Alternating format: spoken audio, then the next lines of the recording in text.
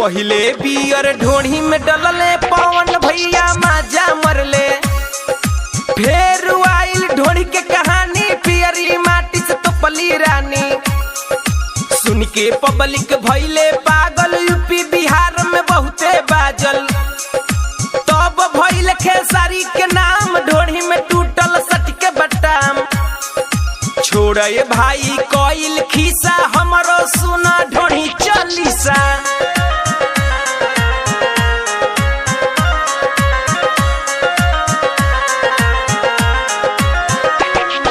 शिल्पी राज के बाजल गाना ढोढ़ी के नीचे बालू धियाना। कहाँ रहे मीडिया थाना जब अवधेश प्रेमी आई लोकेशन पे ढोढ़ी खूबे खो जाइल।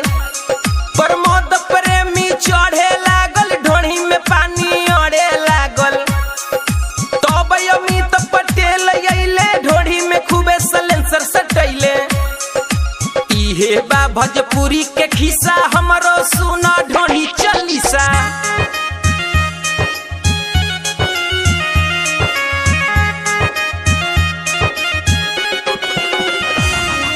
गुड्डू रंगीला खुशबू के सोच ढोढ़ी में खोपाई समियाना के चोप। जनता खूबे लुटवलस नोट। शशि लाल के जागल ताव ढोढ़ी जगे होई घाव।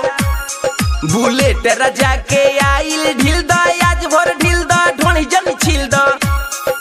तब यल बेल वो सोक अइले ढोढ़ी में पचटकिया टकी गइले। छोड़े भाई कोइल खीसा हमरो सुना ढोढ़ी चालीसा।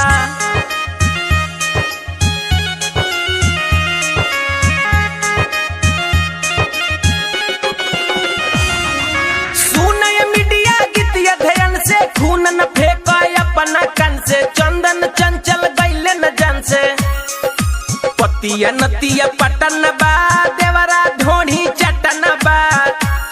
बनावन न्यूज के बहाना गावे दीपक अनुराग के गाना।